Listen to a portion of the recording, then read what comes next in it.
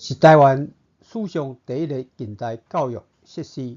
不幸，伫1896年初，当着八旗兰人攻击芝山岩学堂，杀害6名日本教师的芝山岩事件。当年7月初1，台湾总督府伫芝山岩顶设学务官僚遭难之碑。日本首相伊藤博文也亲自碑文。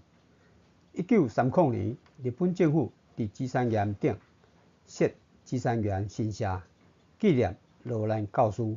即马面对乌龙桥，芝山岩山骹正门的百里坎，是迄时阵神社的表参道。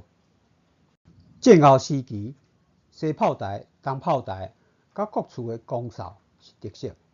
神社遗迹防破坏变作阅览室。百里坎前过道路就会看到纳入的所在，有石马遗迹，听讲是漳州开基祖陈元公的神马。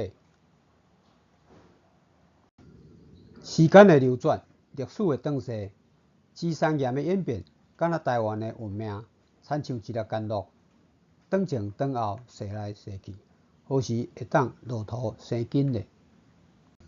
漚翕热的天气，踅芝山岩，光远栈道，凊彩行就会找到遗迹。无日晒，凉风微微，是一种享受。百里坎入口边仔的鸭儿白崖，凉水淡的，珠仔汽水，纳闷的是50年来不变的记忆。